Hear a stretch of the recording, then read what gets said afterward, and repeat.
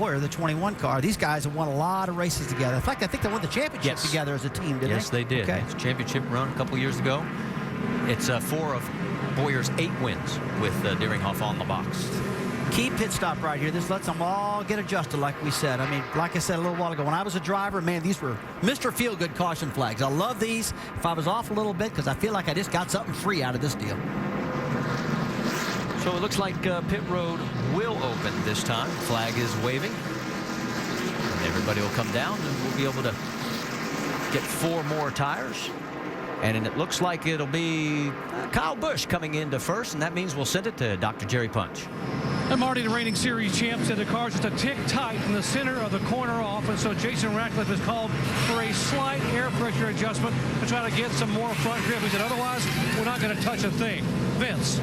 Carl Edwards in the center of your screen. They're going to put a rounded wedge in the left rear. The car's been a little bit too loose for Carl's liking, putting on 4 tires, scuffed tires, and filling it up with Sunoco fuel. Dave Burns. Bottom of your screen, Jamie McMurray gives up 5th place. It'll be a slight air pressure adjustment for Jamie. His car was a little loose in, a little bit tied up. Leader Joey Logano leaves pit road. He'll be beat by his teammate, the 18, and Carl Edwards. They wanted just a slight adjustment in case they got stuck back in traffic. The car might have been too tight.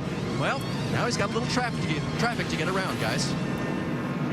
So as we come back out onto the track, you showed it very easily there as Kyle Busch came off first. There he is. And right behind, the 20 of Joey Logano, the 60 of Carl Edwards. Several cars stayed out. We'll reset it for you when we come back. All right, there was a lot of confusion on pit road involving a couple of teams. Let's take you back and show you what happened as there's the tire that came off of Jeremy Clement's car, and it got out into the pit road. And watch how close we Landon Castle almost catches it. So Landon Castle avoids it there. Here's another view of it.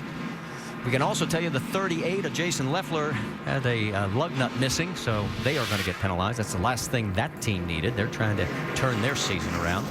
Let's reset it for you. It's Kyle Busch, Joey Logano, Carl Edwards, Clint Boyer, Jamie McMurray, and Kevin Harvick. That is your top 6. Pace car pulls down, and our race leader decided to take the inside line as we go back to green flag racing.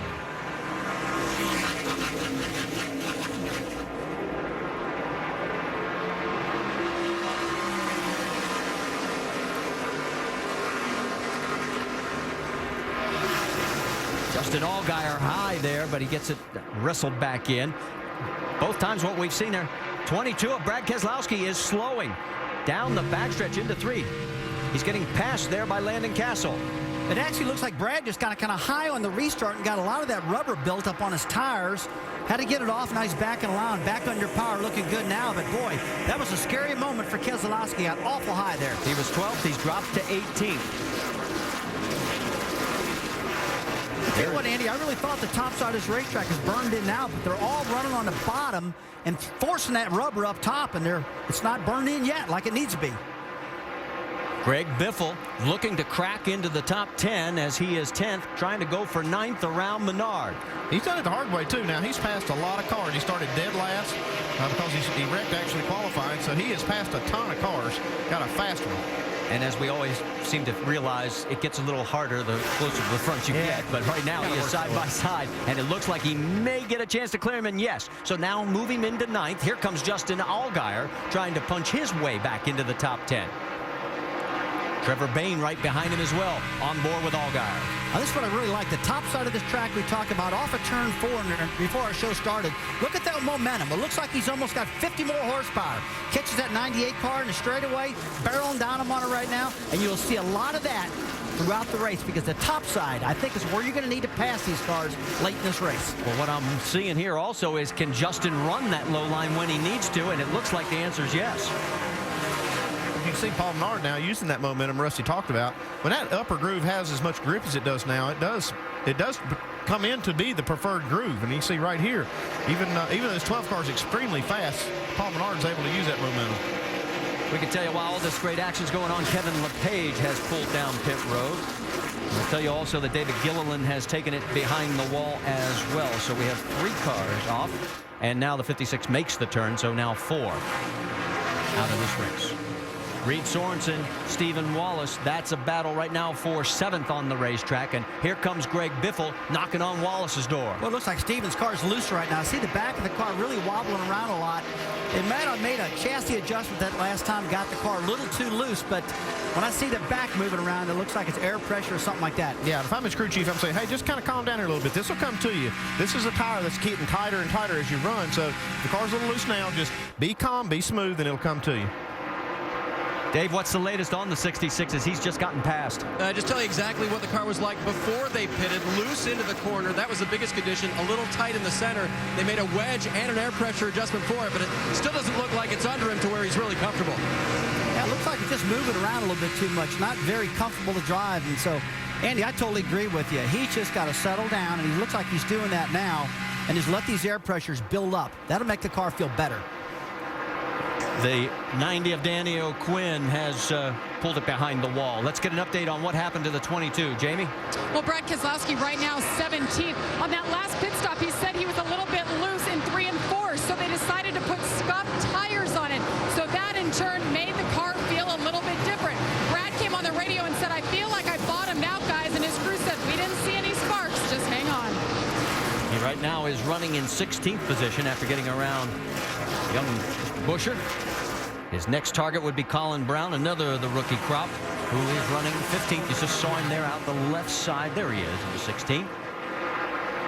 Meanwhile, up front, it's a 1-second lead for Kyle Busch. And remember, Kyle is going to try and equal some NASCAR history, becoming the 3rd to win 5 straight at the same track. There he is, heading down the backstretch.